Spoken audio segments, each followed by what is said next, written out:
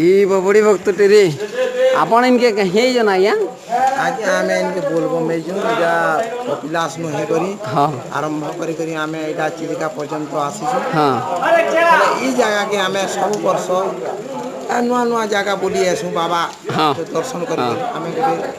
कौन लोग जो आम जो 28 जन हाँ बोले कान कहबार अच्छे कथा तुमर केन गान आसीजन आम इटा कलंगापाली चकरकान पंचायत बरगढ़ जिल्ला रे आम ओ हेती दूर पाद यात्रा कर आसीजंती हाँ पदयात्रा कर ठीक अच्छे आप साथी आपन को किए किए अच्छे देखेबे कि हाँ आगे आमर सांग साथी अछंती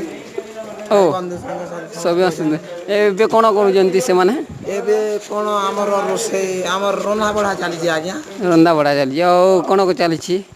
रन्हा बढा करी करी एटा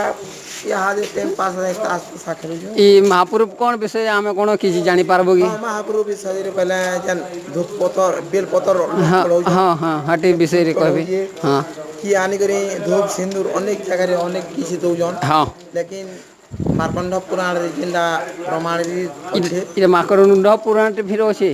हाँ बोले बाबा जिंदा भोलानाथ भोला शंकर रो हाँ बोले आमे ई जगह के नै करी जन फूल बेल पतर जन चढ़ो जो हाँ इधर विषय रे आमे टिके कहमा हाँ ये फूल बेल एक्चुअली तम सामाजिक रो ई समाज के देखना दुनिया रे हाँ ये यहाँ वर्तमान ई सब उहरा हो जे हाँ ई सब नै करी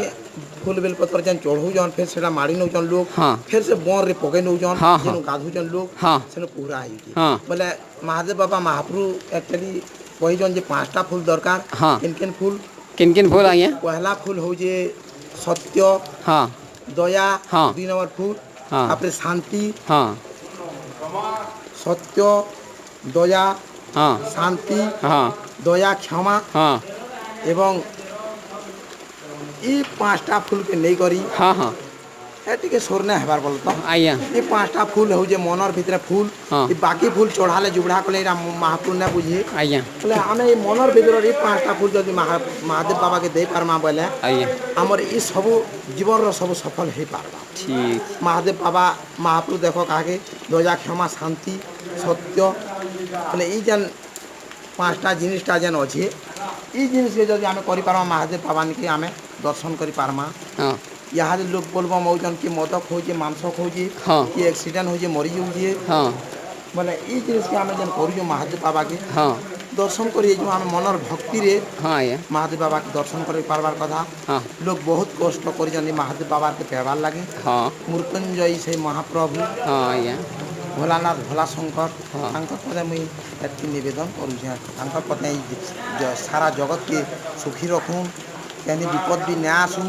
56 कोटी जीवन जंतु के सुखेरे रखि तांतु आमर लगे आमे ना मागबार संतर लगे आमे माग आइए